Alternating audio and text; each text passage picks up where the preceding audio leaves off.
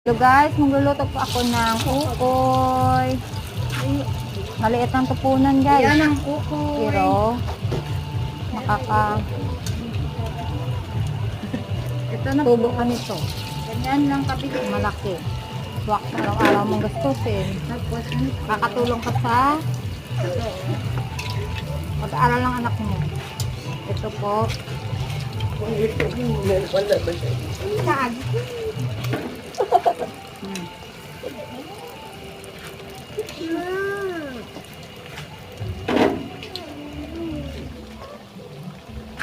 Ito na. Ganyan ang kabilis ng luto. Guys. Kapag gusto niyo.